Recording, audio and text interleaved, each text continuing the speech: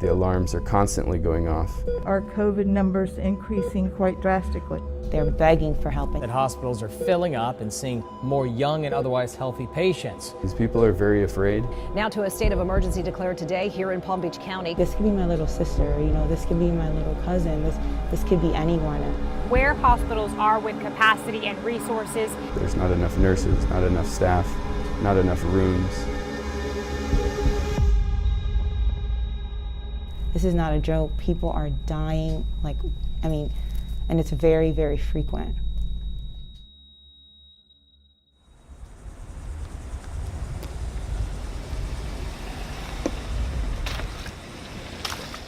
It's hard to go home and spend time with your wife, to spend time with your son, to spend time with your family, with your friends, 45 minutes after you talk to a family who just lost their son, who lost their mother. The biggest thing that's on my mind as I walk in from home after a day of work is, please do not let my family get COVID. I hope I don't bring it home to them. I don't want to take any risk of infecting my wife, infecting my son. During times like this, you need to find an outlet. You need to find something to do that's outside of the hospital, outside of medicine, outside of death. Riding my bike honestly allows me to not only take in fresh air and feel a release, but it allows me to think, and it allows me to just relax. It allows me to feel like I'm away from it all. I'm Dr. Daniella Lamour. I'm a second-year emergency medicine resident at Florida Atlantic University. I'm Dr. Thomas Peterson. I'm a third-year emergency medicine resident at Florida Atlantic University.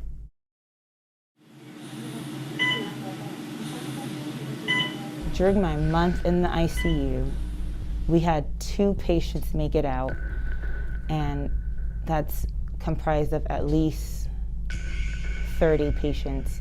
What happened to the rest of the patients? They either are they're stuck on the ventilator, or they're dead. Over the past 1 to 2 months, I've seen multiple patients in their 30s who died in the emergency department due to COVID-related complications. So some of these people aren't even making it to the ICU? Correct. I had a 21-year-old, I had a 24-year-old, I had a 28-year-old. I'm seeing people of all ages. I had a 16-year-old. And you never want to tell a parent that their child is no longer in this world. Unfortunately, that's what we're doing frequently. We're seeing a huge surge of unvaccinated patients, and we are seeing a smaller number of vaccinated patients. Overall, they tend to do better. I can distinctly remember a patient that was in room 6 in our medical ICU. She came in with COVID, and I literally watched her on a BiPAP machine. She was on that for 5 days, no sleep, no eating, and every day she's telling me she can't do it anymore. She can't do it, and I'm always trying to, give her hope and say, just try a little longer, until one day she told me she couldn't do it anymore. So I had to call her son. His son came in, and he couldn't get into the room, so I was the liaison for him, and he was telling me everything he wanted me to tell his mom. We intubated her, and he cried like no tomorrow, because right when we intubated her, blood pressure dropped. She went into organ failure. We literally saw her die right in front of our eyes. I remember her asking me, is it too late to get the vaccine? It's been amazing to be able to spend time around him and, remember that life is truly really simple. And, family and friends and loved ones is the most important thing in this world. We're just seeing an incredible amount of sick patients.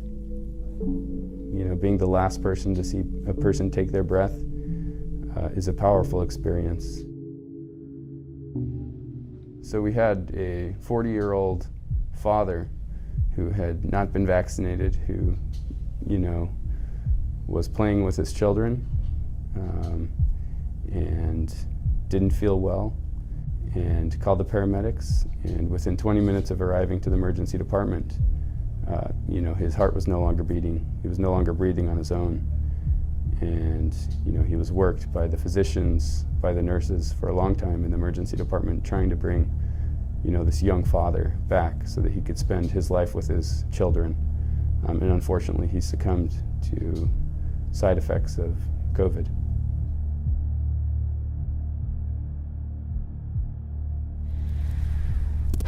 People are now dying in the back of a car on the way to the hospital. They're not even making it to the hospital now. What we're experiencing in ICUs are not on TV. I had one that was recently I have a become patient mother actually who came in 2 and days tested ago. positive within the first week Her of becoming a son mother. literally dropped off a body. Had worsening of her symptoms, He went said to she the was ICU. talking, just complaining of shortness of breath, and died And within right in about his 2 to backseat. 3 weeks, she ended up passing away and never got to meet her daughter. I would plead everybody who can to please go and get vaccinated. Please, please, please do your part. It will protect you, it will protect your loved ones, and it will just make such a huge difference on the burden of healthcare right now, because we need to have space in the hospitals. I would urge you to get your vaccine as soon as possible. I would urge you to wear your mask, and I would urge you to just be responsible. Realize that this is bigger than all of us.